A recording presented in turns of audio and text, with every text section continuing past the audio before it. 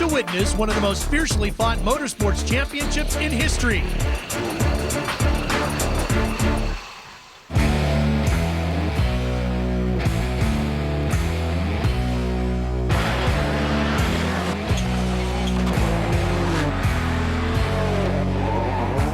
The 72nd running of the Rally Monte Carlo officially begins the 2004 World Rally Championship season, and each and every driver begins with a clean slate, out to prove their worth.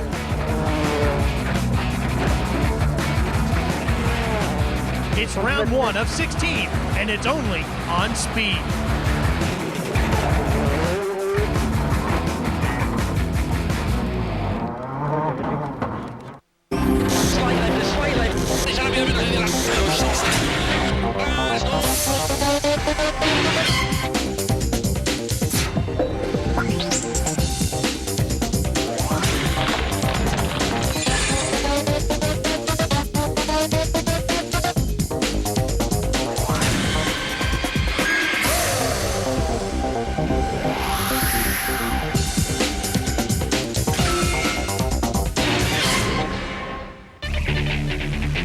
January on the French Riviera means only one thing: the Rally Monte Carlo.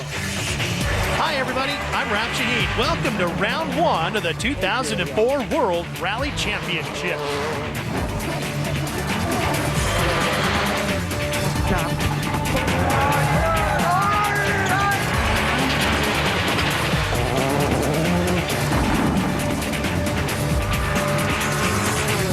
The city of Monte Carlo, which dominates life in the tiny principality of Monaco, is situated on France's Mediterranean coast.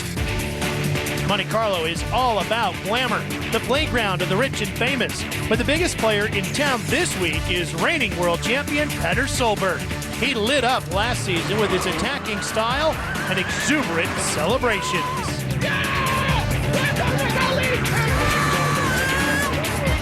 But his record in Monte Carlo is horrible, and he's promising no early season fireworks.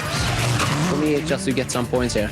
I have to just be calm, relax, because normally I'm so hungry for winning and try to go for a win and win stages, but now I just have to learn and get down and relax a little bit, I think.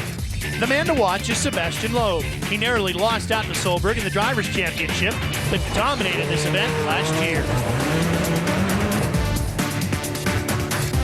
You can easily go out of the road when it's some ice or mud, and so I think you have to find the good rhythm, not to lose too much time at the beginning, but not to go too fast and try to stay on the road. So we'll try to do that.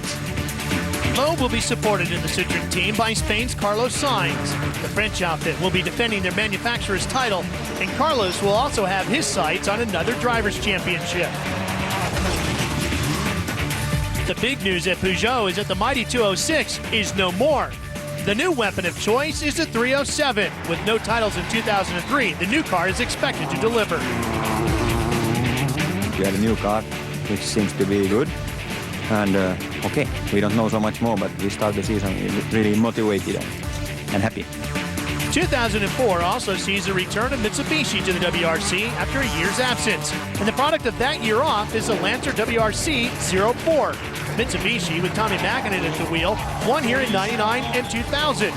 It would be way too much to ask for their lead pilot, Gilles Panizzi, to repeat those successes. A solid debut will be their main objective. Skoda will not compete until round 6 in Greece, so that just leaves the Ford Focus team, where things are pretty much as they were. Estonia's Marco Martin and Belgian Francois Duval are back in their 2 lead cars. Martin was a shoo-in for 2003's unluckiest driver, a string of technical problems damaging his title hopes. We have very good car, we have a very good dedicated team, wants to win the championship as bad as I want, or maybe even more. And we have everything necessary, so we just have to do our best and hope it's good enough and nobody else does better. Here are the men who will fight to be #1 over the next 10 months. 16 events in 16 different countries across 4 continents. While Rally HQ is in Monte Carlo itself, the real action takes place over 15 stages on the Alpine roads north of the Principality. The tarmac roads provide one of the most unique challenges in the WRC, making tire choice and car setup crucial. With more on who might or might not have an advantage, here's Speed's Nicky Grist. Welcome to Monte Carlo. It's a new year and a new World Championship. For any of the 10 professional drivers we have here can lead the World Championship after the very first round. For Petter Solberg, it was very difficult to win his first World Championship. To defend it is something completely different. But for them, they're really looking just to get some solid points on the board in the first few events. I don't think we'll really see him challenging for the lead. There's a couple of new cars. The new Mitsubishi looks quite radical, but they've had very, very little testing. And I think for them, if they even get to the finish, for them it's going to be almost a victory. But there's one car that looks really interesting. It's the new Peugeot 307. Now, they've really have improved in so many areas, and even the engine is a lot more powerful. I had them on the watch on shakedown this morning, and it's almost as quick as the already powerful Ford Focus. I think Peugeot are looking for this car to bring them back the manufacturer's title. I think we're going to have a cracking Rally Monte Carlo. Under the bright lights of Casino Square, Petter Solberg is the first driver off the ramp in the ceremonial start. But the glitz of Monte Carlo is about to be swapped for the grit and determination of the season's first rally. Who's got the right combination for winning this event? The start of the Rally Monte Carlo is just minutes away on the home of the WRC, Speed Channel.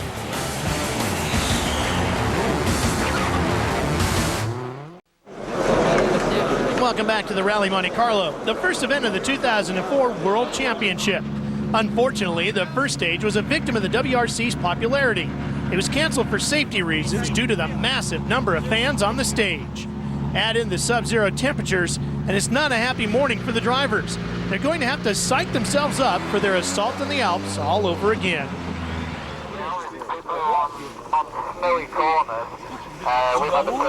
Stage 2, and reigning world champ Petter Solberg has the honor of first man on the road.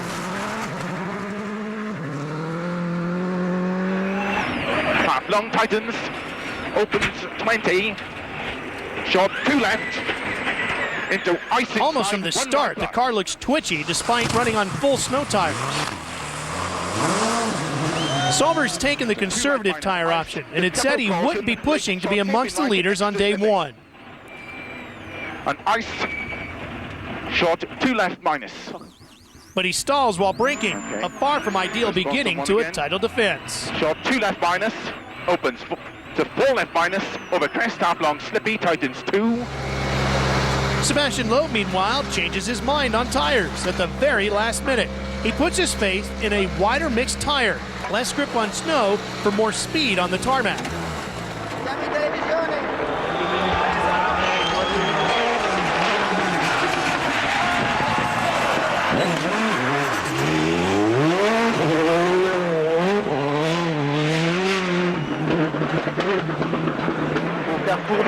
Let's see how the time of the reigning Monte Carlo champion compares to that of the reigning world champion. Arrivé sur droite, il freine pour 80 mètres, cochon 10 plus. An early indication that Loeb's tire guess was a better one. He's nearly 25 seconds faster. Carlos Sainz, like Solberg, is on a full snow tire, taking into account the wintry conditions on stage 1, which was of course canceled.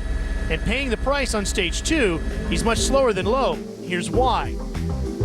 Right from the starting line, Carlos was in trouble. As soon as he drops the clutch, nothing but massive wheel spin. The tires make all the difference. Sebastian's got approximately 5 times the amount of rubber, which gives him 5 times the amount of grip on this surface. The time difference over a relatively short distance, approximately 2 seconds per mile.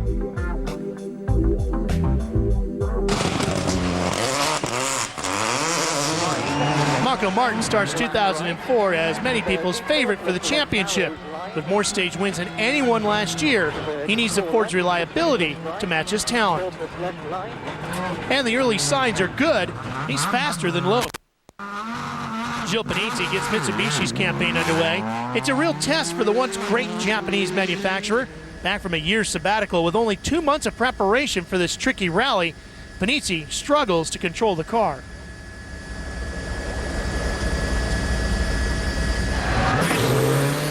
Have a look and listen in as we ride along.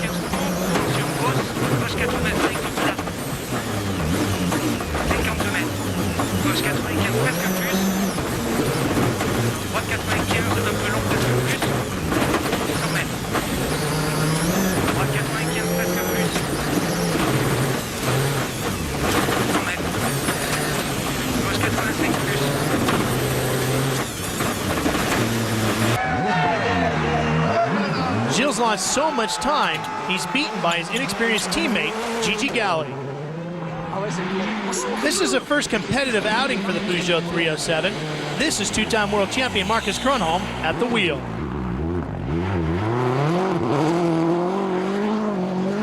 The new car, fastest in shakedown, is said to be more stable and more powerful than its predecessor, the 206. Watch the clock to see how it performs.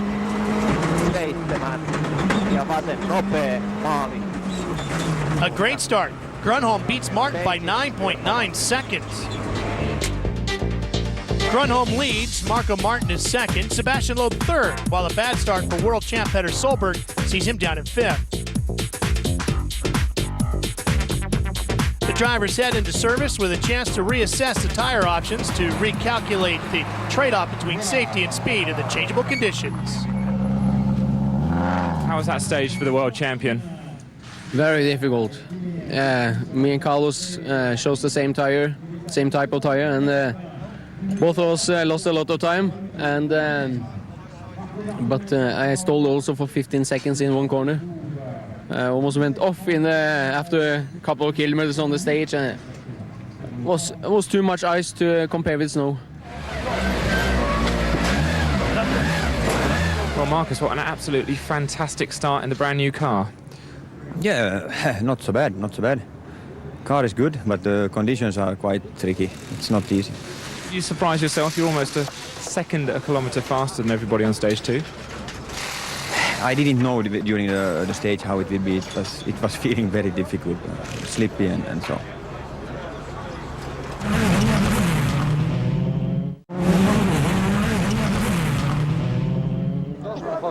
Petter Solberg has switched from full snow tires to wide mixed tires for stage 3 here in Monte Carlo, same as the rest of the field, but he's still unable to make an impact. Caution neat, 4 right dust sliders into cut 2 left minus of a crest.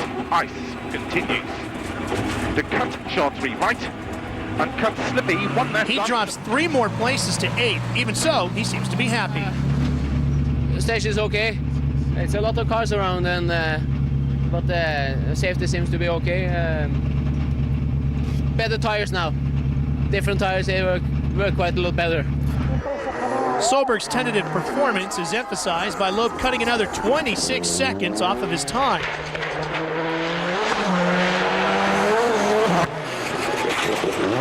El Matador Carlos Sainz has also switched to the wider tires. He's one of a very few drivers who love the challenge posed by this rally, and in stage 3, he starts to find his rhythm. Grönholm continues to impress in the 307. Superb feel and a solid performance. But the Finn's not the fastest. That honor goes instead to Ford's Marco Martin. Even though he has little experience driving in such mixed conditions, he and the Focus appear to be adjusting quickly. The other Ford factory driver, Francois Duval, is also going well, holding 4th position.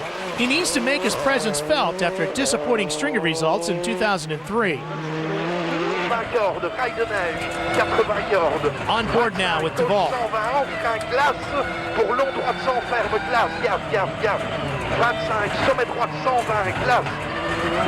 Duval and his co-driver Stefan Prevost have worked hard at improving their pace notes and their communication, and it seems to be working here at the Monte. 80 sur l'envolissant et 50 frein piège pour droite 40 glace. Attention, droite 40, 40. Freddie Loinks is really struggling with the new 307. He looks like he needs more time to come to grips with the car. He's all the way back in 10th. It is also the first race for Mikko Hirvonen with Subaru, replacing Tommi Mäkinen. Mikko's under team orders to get the car home safely. Not easy to do in these conditions, but so far so good, and it doesn't look like he's holding much back.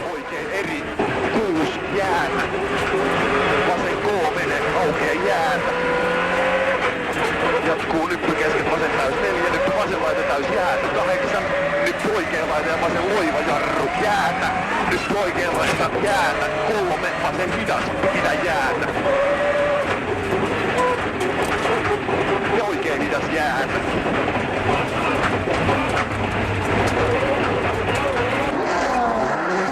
Czech driver Roman Kresta in his privately run Hyundai is outshining many of the factory cars. He's 6th, ahead of both of the brand new Mitsubishis. The best of those is Gigi Galli in 7th, who's quicker than his more experienced teammate Gilles Panizzi.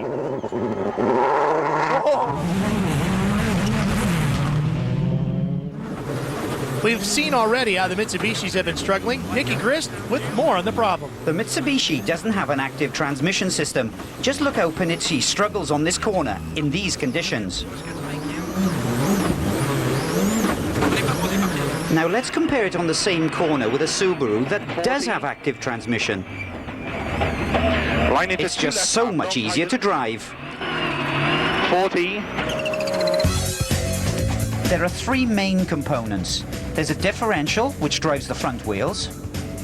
There's also a rear differential to drive the rear wheels.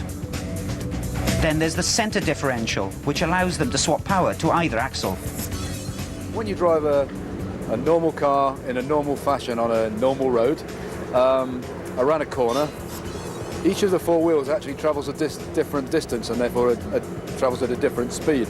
And the job of the differentials is to be able to still drive the wheels even though they're each travelling at a different speed. Now that's all well and good and it's relatively straightforward to do in a road car, but when you drive like these guys do, and if the wheels lose grip, then the differential can allow that wheel to spin off at high speed and actually take drive away from the other wheels.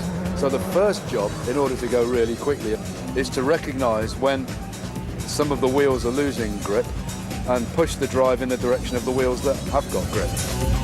All these differentials are controlled by a computer, which measures wheel speeds at 100 times a second. When the inside front wheel starts to spin, all the power is transferred to the wheels with the most grip. There will be plenty more opportunity to see how those active diffs work when an icy Rally Monte Carlo continues here on Speed Chip.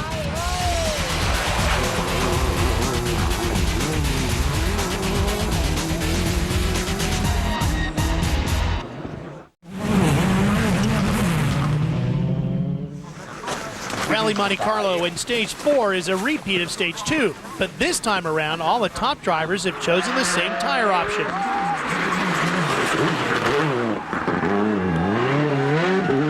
Sebastian Loeb has dominated Monte Carlo in recent years. He was only denied victory in 2002 on a technicality. Last year, though, no such mistakes were made as Sebastian went on to victory. Marco Martin goes into the stage 7.5 seconds in front of Loeb, but will it be enough to keep the hard-charging Citroen at bay? 40, 6 minus left, 130, 3 minus right long. It's already clear just how much time he'll lose. 6 right, 30, 6 minus left, 6 right, 73 left. 10.7 seconds slower, Martin drops a position.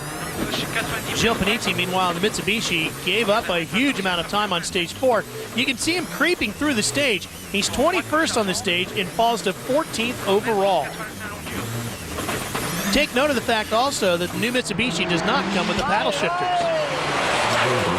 Marcus Grunholm, meanwhile, has been the star of the morning, and the new 307's already looking superior to its predecessor, the 206. But that impression doesn't last for long. As Marcus reaches the last few miles before service, his gearbox sticks in third. Okei, sitten ihan pois. Joo, laseri tiukka.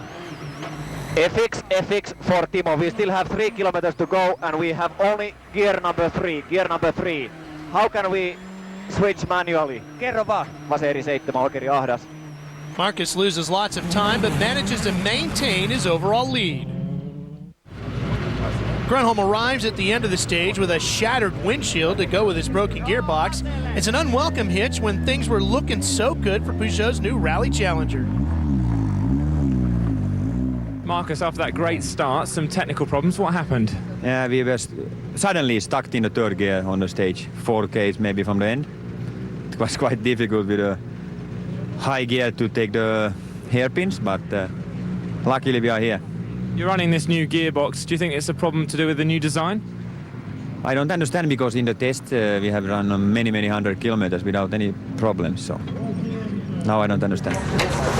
Now it's the Peugeot mechanics who are up against the clock installing a new gearbox. And with just 20 minutes to do it, for the team it's the first time they performed this task under pressure. But the engineers haven't just made the car fast on the stages, they've made it quicker to repair. Mechanics have passed their first test.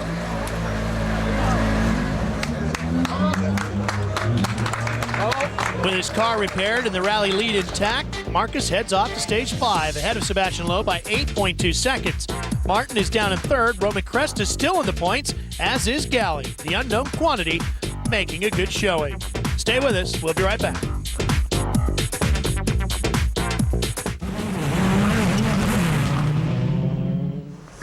We've seen that a key factor in contesting the Monte Carlo rally is coping with the changing road surface.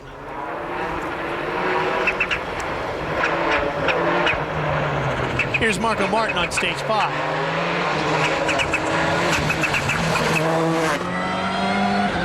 150, 6 minus right, narrows. Marco briefly slips off the racing line, catching a patch of ice. Fortunately, he hit that bank and it pushed him back on course. As for Marcus Grunholm, he's lacking confidence in his tires, and on stage 6, he has an issue with his gearbox again.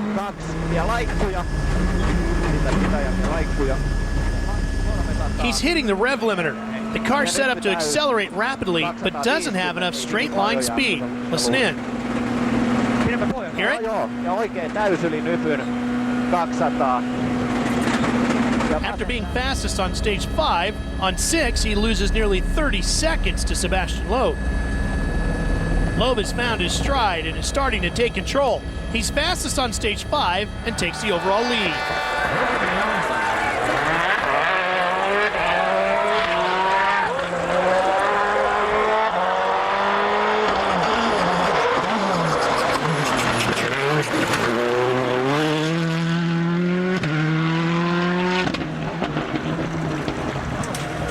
In contrast, the day ends on a sour note for Mitsubishi's Gigi Galli, who's performed beyond all expectations, but his early promise came to nothing when he went off the road and out of the competition.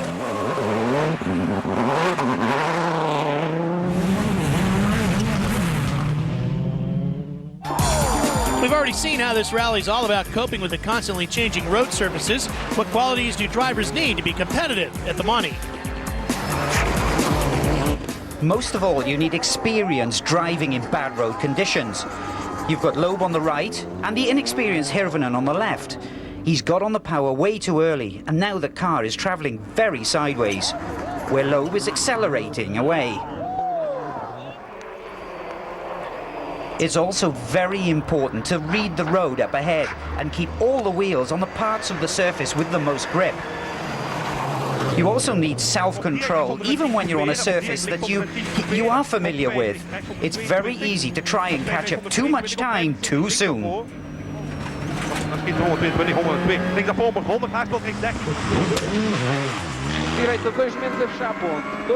Here's what happens when you get it completely wrong, as Miguel Campos in a privateer Peugeot 206 found out. No sign of Miguel Campos on the leaderboard at the end of day 1, but Sebastian Loeb is the man leading the way, just over 18 seconds ahead of Marco Martin, while Grunholm is still very much in striking distance in third. The second Peugeot 307, driven by Freddie Loix, is just outside the points, while Panizzi and the remaining Mitsubishi is down in 11th. Both Marco Martin and Marcus Grunholm are going to be very, very quick. Does that worry you at all? It's it will be a big fight, I think. We have two long days to go, and sure, Marco and Marcus are very fast, so we'll see that tomorrow. We continue to push.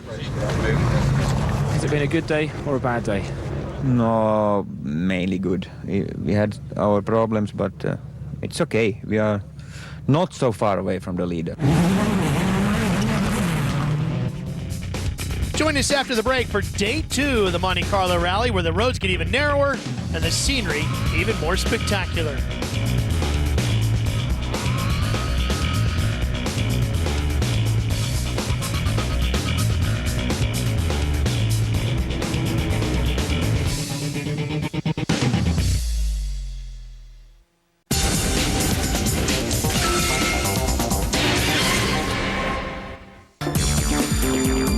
Welcome back to the Rally Monte Carlo for all the best action of day 2.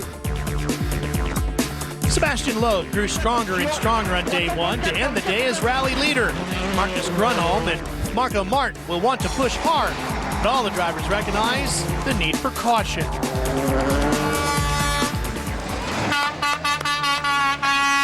Sebastian, everybody's worried about the conditions this morning. You're the rally leader. Does it worry you? Yes, I think we have a difficult condition this morning because you have to drive with a slick tire, and we have some snow and some ice in the stage. So it will be, I think, a very difficult stage. Petter Solberg took it gently on day 1, and he's still not entirely at ease on day 2. Press 30, late hairpin right, very slippy, icy braking. Tightens minus. Poor visibility didn't help,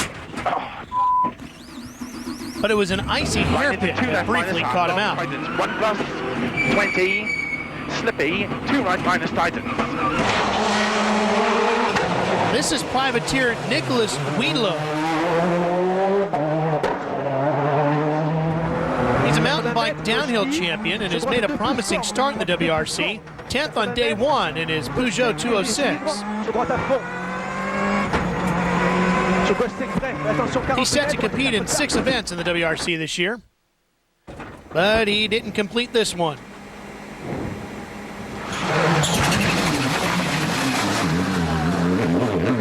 Just behind was Gilles Panizzi. By the time he got onto the stage, the warning flags were out, signaling trouble ahead.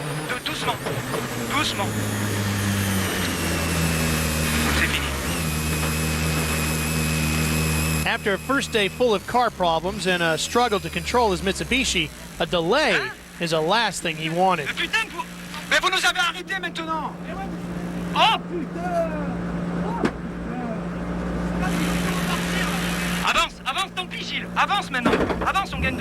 Panizzi is furious as he can see that it would be very easy to pass the scene.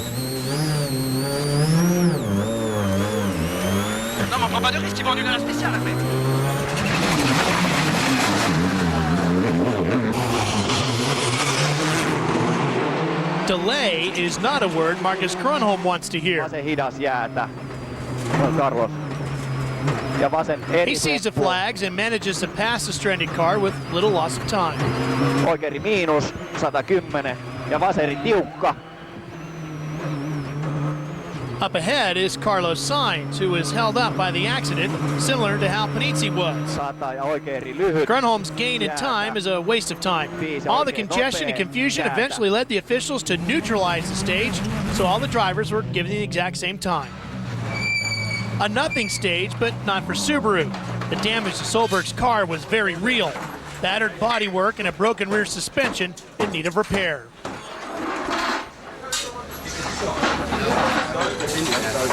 Stay with us. We'll be right back.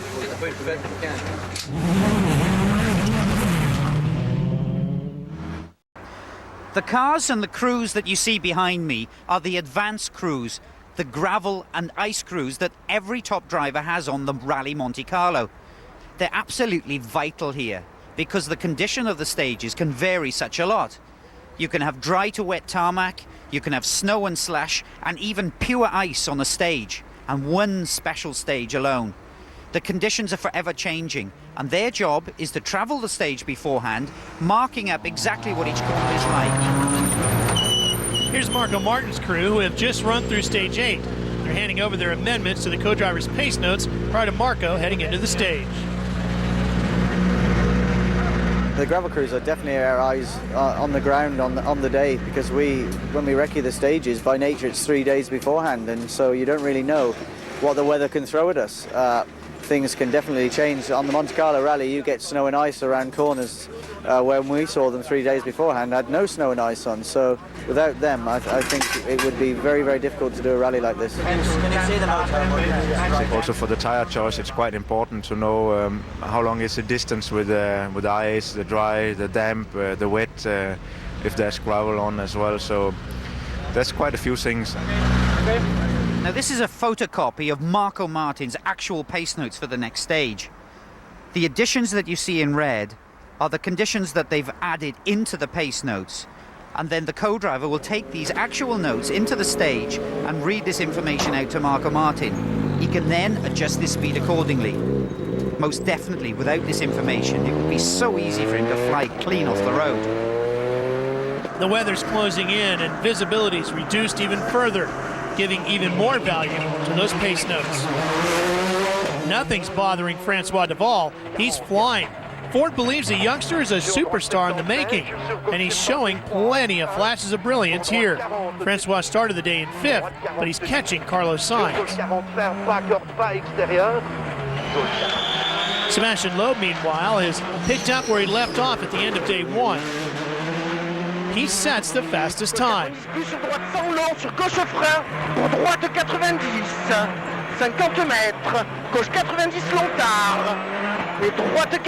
Look at how the conditions improve as the cars descend out of the Alps, and Loeb is not holding anything back. Gauche frein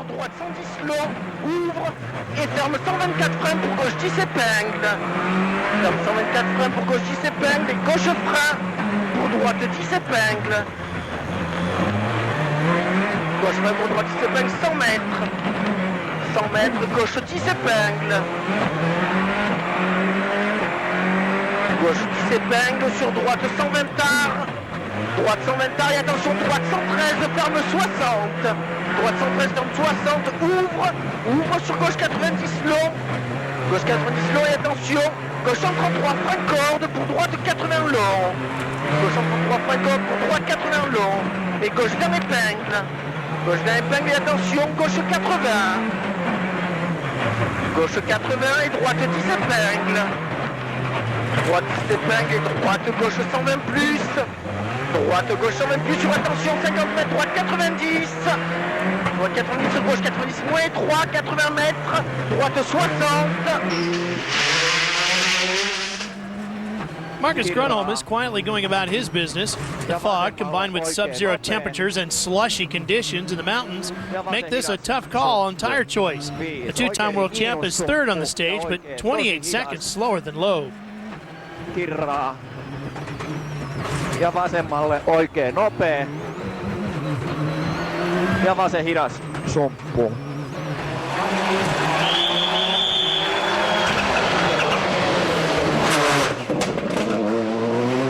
Marco Martin's clearly not enjoying the fog, and his co-driver doesn't seem too thrilled either. And 6 left, 40, 3 plus right. He's driving very tentatively, by pace notes, not by sight, and that takes its toll on the clock. Look how far behind he is to Deval. 6 minus left. Go 150. 6 left into 5 right, 5 left. 150. By the end of the stage, he's 52 seconds behind. Clear stage. Martin drops like a rock in the standings. Other movers include Freddie Loix, who appears to be in a point-scoring position for the first time. More from Monte Carlo in a minute, here on Speed Channel. Monte Carlo is stage 9, and the weather's still a factor to be reckoned with. Carlos Sainz is one of only 2 drivers involved who's won this rally. He's mastered it 3 times. Izquierda rápida, para derecha rápida menos, para uno corto, izquierda rápida, ojos se abre. Para atención derecha. Mierda.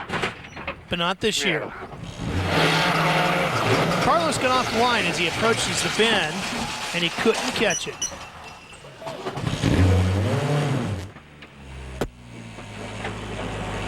Nous sommes sortis la route. Sortis la route. His collision with the rock face has destroyed a wheel. His rally's over.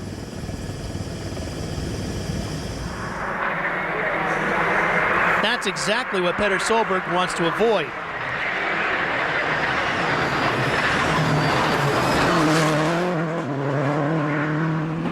Right, tightens very narrow shot. He's been patient, aiming for a podium finish rather than a record-breaking time. Now this is one of the most spectacular pieces of road on this event, with very little room for error. One left tightens, 20, one left, opens 40, slippy maybe, one left plus tightens. And two right plus, opens long, 6 don't cut, just slow, don't cut at end, extra slippy, 2 left.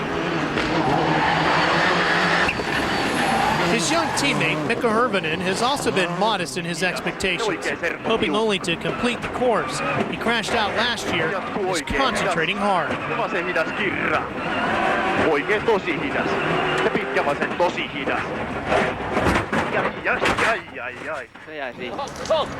That just might end his chances, but the young Finn is a pretty good mechanic, puts his expertise to use on the stage.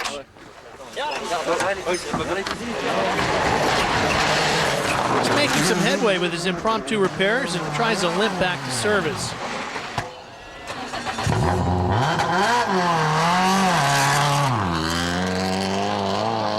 But he can't get it fixed properly, and the car's not going too far in that condition. Mikko retires. The visibility has improved somewhat, and so has Marco Martin's speed. Have a listen as we ride along. Right, long, tightens to 4, into 3 left.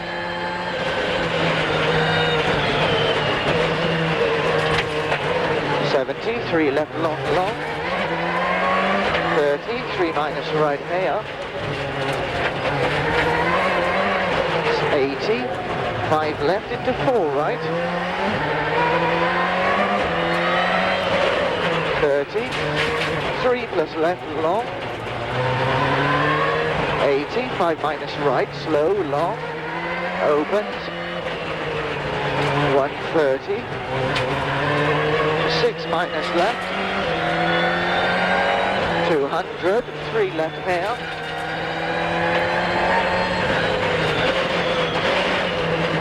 And 3 right hair. 50, junction 2 plus left. 40, 4 left. 70, 6 minus right. 6 left. No such problem for Loeb. He's demonstrated consistently an ability to read the road conditions and shown good judgment over where to try to pick up the pace. Et droite, gauche 110. Et gauche, droite 110. Et gauche, droite 100. Et attention, gauche frein pour droite 90 dans le tunnel. Droite 90 tunnel et gauche 80 moins pas corde. Et gauche 90 dans le tunnel. A near perfect performance on the Monte's most stunning stage. Grönholm starts the stage in second place overall, hoping to cut the deficit. The road on this tricky section is hard to judge. Eri loppuu 9. Ja liukasjarrutus vasen eri. 9. Ja liukasjarrutus oikein hidas takavino.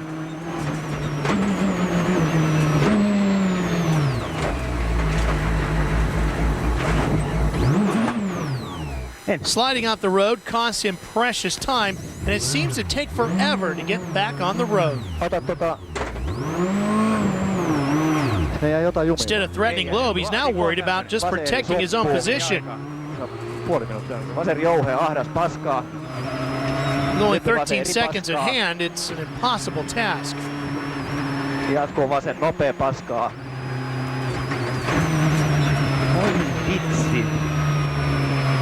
Marcus is slipping rapidly down the leaderboard. Just 500 meters before the finish, we went off and lost maybe half a minute. Grönholm's Peugeot teammate Freddie Loix is poised to take advantage of the demise of Sainz and Hirvonen. Freddie and Gilles Panizzi improved their positions. Mitsubishi driver jumps up 3 places. A very different looking leaderboard after stage 9. The only constant is Loeb, who still leads. Duvall is now his nearest challenger, but the gap is nearly 1 minute and 16 seconds.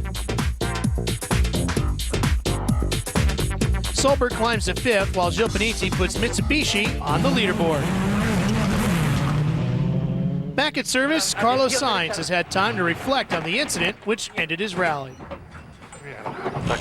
We have a long stage finishing in a col where the snow melting was starting with a difficult place, and I have nothing marked in my notes, so I just came in the first corner with some small snow melting and just went straight. François, second overall now, and some very, very good stage times for you. Yes, two stage now is very good attack. Car is perfect, no mistake. No, I am very happy. The fog was the same for everybody, but we seem to be at more of a disadvantage than most. We've seen him trying on some sunglasses now. Is that one of the solutions for him to have a bit of a filter to see through the fog a bit more? Well, I think so. He's going to have to try something, because he said he was getting sort of snowblind, and that was the problem. He couldn't see it. I could see it, and I said to him at one point, "Come on, you can see more than this," and he told me to off. So I guess he couldn't.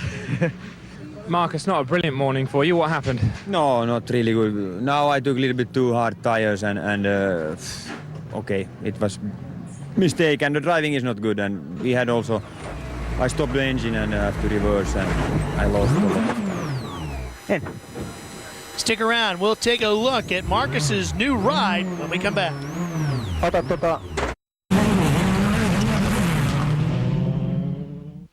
Remember the spectators on Monte Carlo Stage 1, the stage that never happened? Same problem on Stage 10.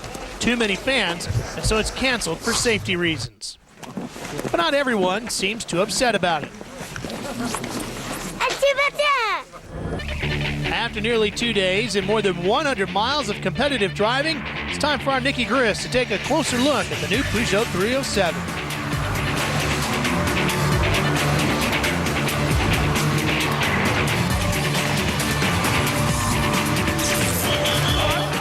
The new Peugeot rally car not only looks different, but there have been major improvements in 3 areas.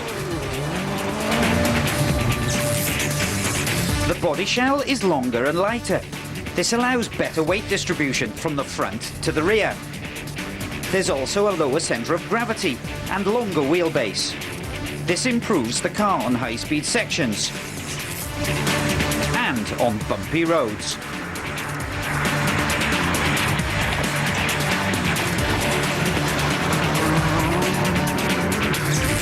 There's also a new engine which provides more torque, giving greater acceleration from low-speed corners. The new engine setup also means the 307 can have a 4-speed gearbox.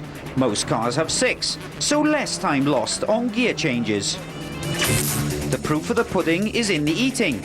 Let's compare the 307 with last year's 206 on the same piece of road, in similar conditions and on the same tyres.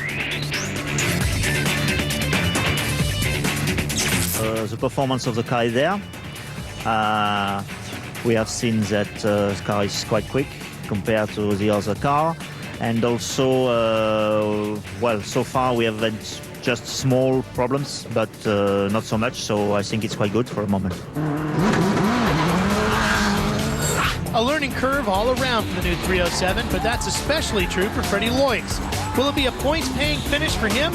More for the money coming up on Speed. After the cancellation of Rally Monte Carlo Stage 10, the drivers then go straight on to 11, a repeat of Stage 9. Unfortunately, Petter Solberg gives up another chunk of time this time around.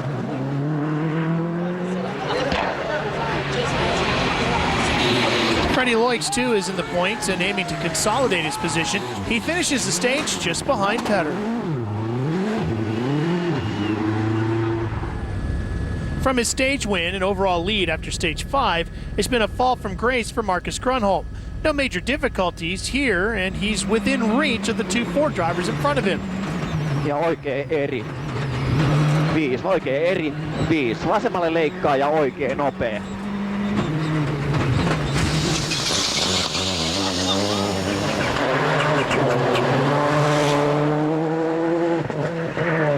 The young Belgian, Francois Duval, has perhaps been the most impressive driver of the day. Let's look at his performance with the help of the telemetry system.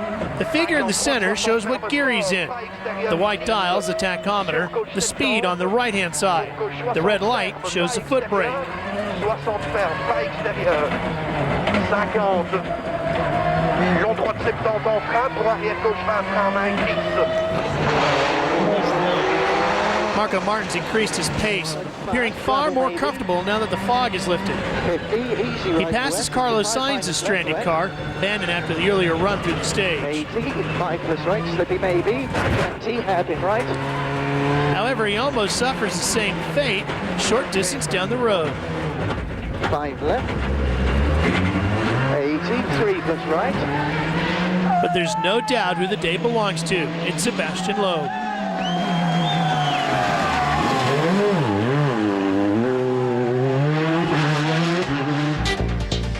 Loeb has won every stage today and is now nearly a minute and a half in front of second place Francois Duval. The battle to watch tomorrow could be for second position, with Martin 13 seconds behind his teammate and Marcus Grönholm a further 16 seconds back in fourth. It was a bit disappointing to lose one place, yes, and chance for fight for the victory. But I mean, we're still here. We had some couple of lucky moments today, so I'm happy about that, and we're quite happy with the car. It's working quite well as long as the driver can drive it fast enough.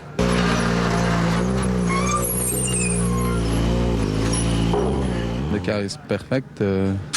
No problem, and me also is very good attack. Here in Monte Carlo, you can never know before the end of the race what can happen. Today, a lot of drivers made some mistake, and for me, it was a very good day. I made no mistake, and I had a very good feeling with the car. But tomorrow is another day. Well, we've got just 4 more stages to go, and Sebastian Loeb, so far so good, with a almost 1.5 minute lead.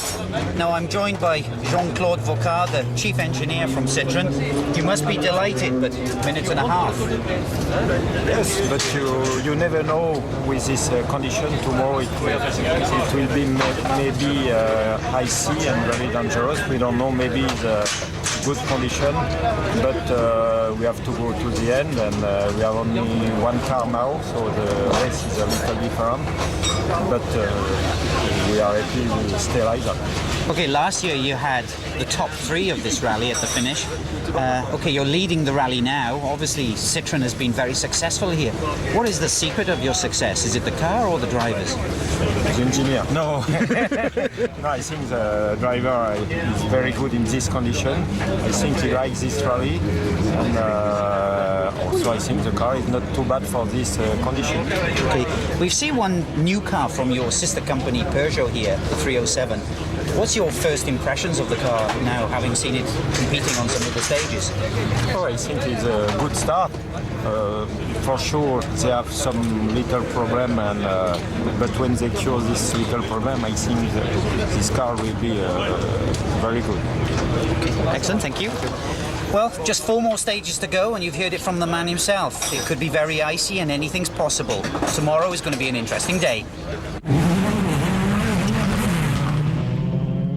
No doubt, day 3 will be exciting as Francois Duval goes for his best ever WRC finish, and Sebastian Loeb seeks to retain his Monte Carlo title.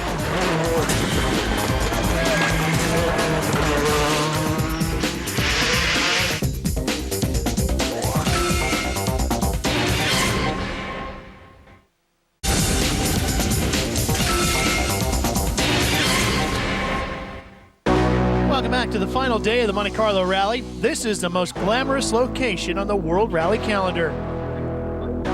A place synonymous with wealth, luxury, and of course, motorsports.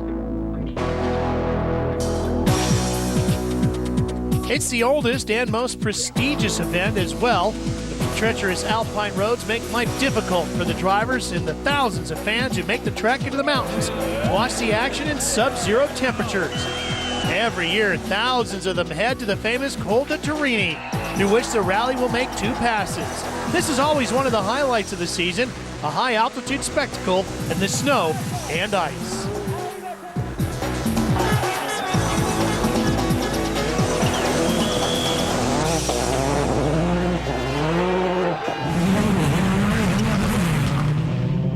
This year, the Col de Turini is just as popular. Anticipation, as much as the fires, helps to take the chill out of the air for the fans camping out on the freezing mountainside. As night turns to day, others arrive early to get their favorite spot. The Rally Monte Carlo is big business for local businesses. With Rally Monte Carlo is very best weekend, yeah. People come everywhere. Spain, Italy, and England. This is the ultimate place in rallying, the top of the Col de Turini, with the weather, the snow, the cars, the atmosphere. It's the place to be. Of course, what all the spectators are waiting for on this most famous stage of the rally is the action. Freddie Loix in the new 307 is building confidence in the car, but plays it safe, opting for the studded mixed tire to give him the best chance of making it around safely.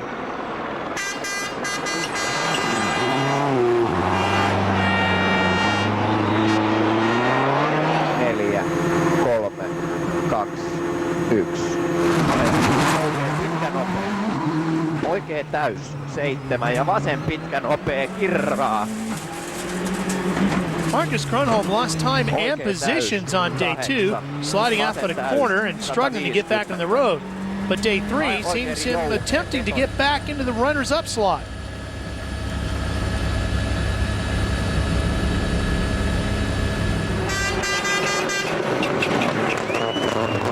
Marco Martin also is chasing teammate Francois Duval.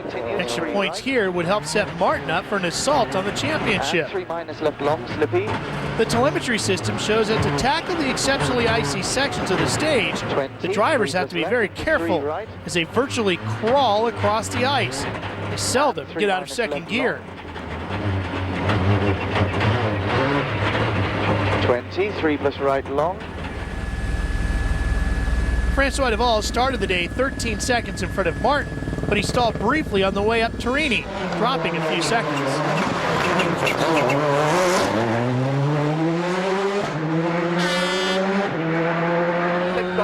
The question is, will that stall cost him second place to his teammate? Remember, he only has a 13-second advantage. Sur gauche 60 ans, sur arrière gauche 30 arrivé, arrière gauche 30 arrivé. He's 9.4 seconds slower than Martin. His advantage slips to just a 3.5-second gap. As for Sebastian Loeb, the trickier the conditions on Saturday, the faster he went. With his healthy lead, he can afford to concentrate on getting things right. Sebastian knows that as long as he doesn't make a mistake, victory will be his. How was it? It was okay, no problem. It was some ice at the top of the Turini, and so I was very, very careful. I prefer to lose 15 seconds like this than to spin and lose 1.5 minutes, so I go slowly. Earlier in the program, we looked at what qualities it takes to run well at the Monte. Loeb is doing all of them. His intelligent drive maintains his lead, though he's 5th on the stage. Back to the Ford team now, where Francois Duval is having a spectacular weekend. Martin can't better Duval on this stage, though it's a close call. He's just 3 seconds slower.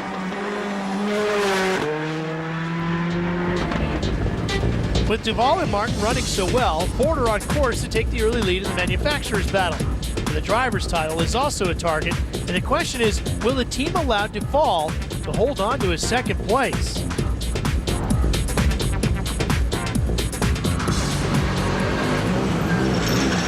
Marco's just a few seconds behind Francois. Would it make more sense to let Marco by, because he is the big hope for the championship this year? We've got to look at the whole thing and get over Turini first of all, because obviously the difficult conditions there, and we've always made it very clear that it has always been part of our plan to develop, as we've just discussed, and obviously the plan was to try and make Marco world champion this year. Would you be a bit disappointed if the management said that Marco could go past you? I don't know exactly the moment. No, for me, finished second or third is very good. Sebastian, you must have a great feeling inside with 2 stages to go. Victory will be yours. I hope, yes. Sure, we have a good lead now.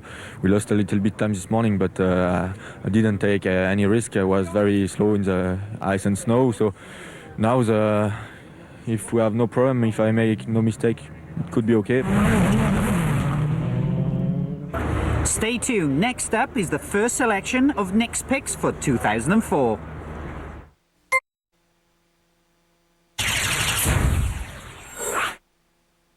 Now, first up for my Nick's picks is some great action with Francois Duval.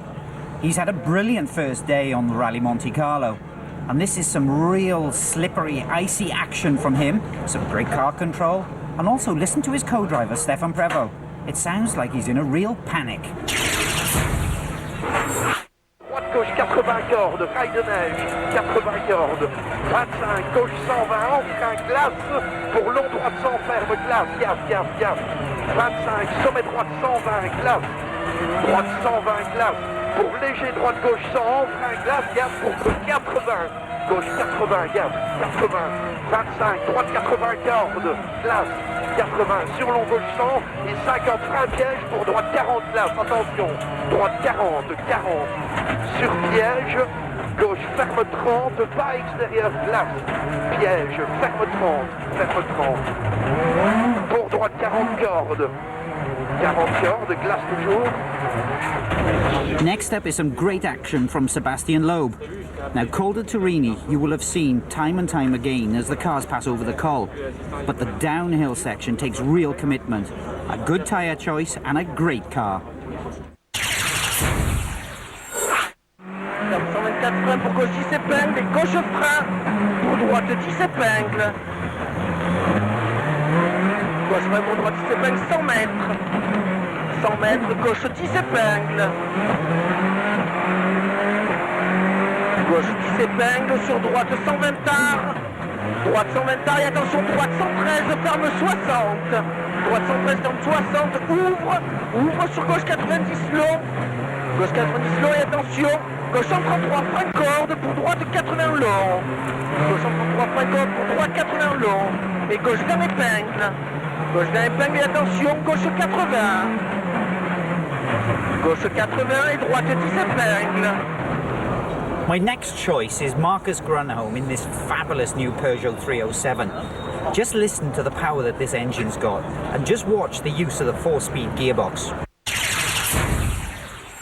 Nopea, kirraa, 5. Vasen hidas, 2 ja oikein tosi hidas. Ja vasen nopea. Ja vasen täys, 8. Oikein hidas. Vasen eri, 7. Vasen jouhea yli nypyn, 8. Vasen hidas, 3. Ja oikein pitkä nopea silta kirraa. Oikein pitkä eri, miinus ahdas, 4. Ja vasen hidas, 110. Vasen pitkä täys, 150. Vasen eri, miinus sumppu ja oikein nopea ahdas, Stage 14, the penultimate in Monte Carlo, is the second run through Turini. The second run through a very tricky section. Privateer Anthony Warmbold finds out the hard way. On course for his first points, the contact with the wall breaks his rear suspension and ends his rally.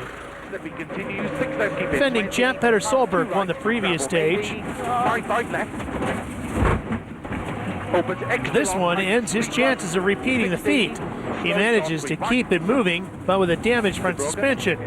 Looking so secure in 5th place, he's now just 10 seconds ahead of Freddie Loyce.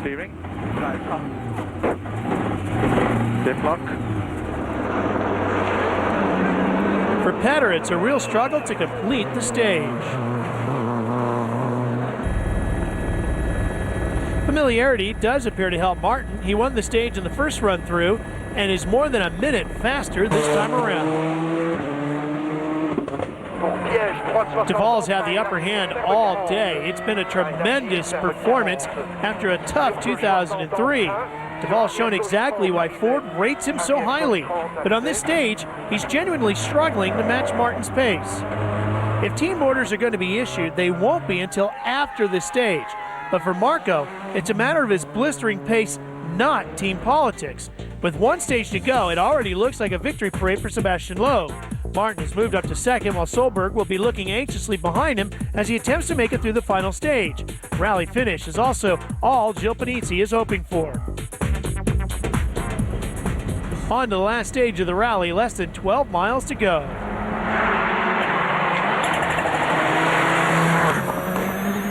Panizzi, who had major problems controlling the Mitsu early in the event, manages to guide the car into the points. Evo's debut has been a real learning experience for the team. Marcus Grunholm is having a good final day, setting another fastest time. He catches up with the struggling Solberg, whose damaged Subaru loses 3 minutes over the stage.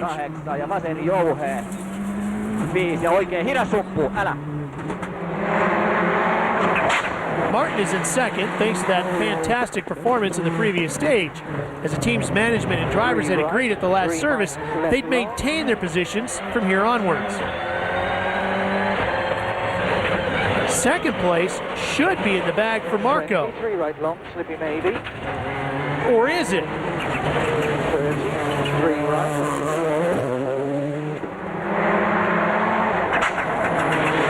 Duvall, who is following Martin, has been getting the Estonian split times throughout the stage and has to adjust his speed accordingly.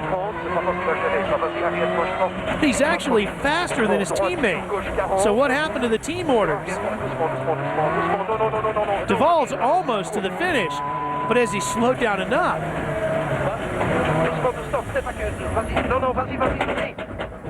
He stalls the car just in front of the finish line. So Marco will be second after all. No dramas, however, for Sebastian Loeb. 100 mètres, gauche 30 épingles. He's led for most of the rally. Sur attention, gauche 124 frein, pour droite 30 épingles.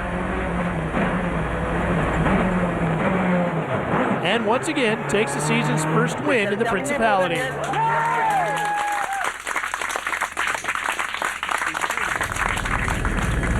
I think I've done a very nice race, no problem, no mistake.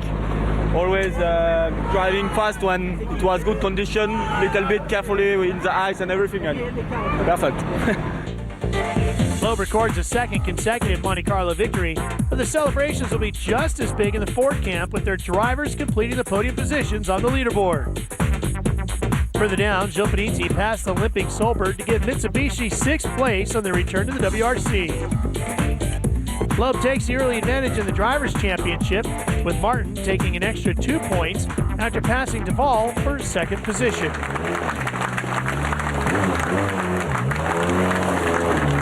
Sebastian, congratulations, 2 wins in 2 years and a great start to the season.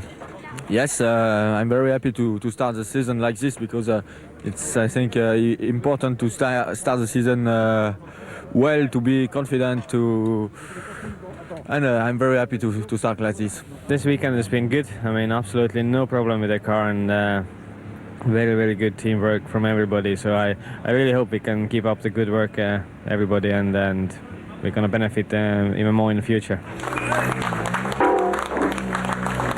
Francois, you must be very happy with the result of this rally for you. Yes, I am very happy. No mistake. The car is perfect. It's finished third. It's very good for me. Second or third is very good from fourth. The first on the World Championships from the constructor. Ford takes an early lead in the Manufacturers' Championship, while all 5 teams that entered cars are in the points. Now for the season's first Inmarsat Star of the Rally Award, which goes to the 23-year-old Belgian Francois Duvall, who had a great run in extreme conditions, equaling his best ever World Rally Championship finish. Well, that's it. The drivers will be in the casino at Monte Carlo to spend their hard-earned money after they finish yet another classic rally Monte Carlo. For Mitsubishi, I'm sure they're delighted to have at least got one car to the finish. Galli went out well very early on to outpace Panizzi, the more experienced crew, but I'm sure they've done some very valuable testing. I think it's a long way to go for that car. It certainly did look a handful on the stages. For Subaru, their plan was just to get to the end and get some points on the board. And for Petter Solberg, it was looking good until the last two stages. A mistake by him certainly cost him dearly and dropped right down the points. Okay, they do have some, but not as much as they wanted. For Peugeot and the new 307, I think that car is going to be excellent. Certainly in Grunholm's hands, it really was the weapon here. And I think for Freddie Loix, he needs to pull his finger out, because if he doesn't start performing, I'm sure his drive may be on the line. Ford must be absolutely delighted to be finishing at the top of the manufacturer's title. You know, they've certainly turned the reliability around. No problems with either of their cars, other than damage inflicted by their drivers. Okay, Duval unfortunately had to slow for Marco Martin on the last stage, but still, good solid points, and Malcolm Wilson will be hoping for more of that later on in the year. But once again, this rally was about Citroën and Sebastian Loeb. The car ran faultlessly, and I have to say that Sebastian Loeb was perfect, drove an excellent rally, judged the pace exactly right, and especially on the last day. In tricky conditions, he drove sensibly and just got the car to the finish. It was a well-deserved victory. Well, for me, it's a champagne cocktail in Casino Square, and I'll see you in Rally of Sweden. In less than 2 weeks, we head north to Sweden for the only true snow rally of the season.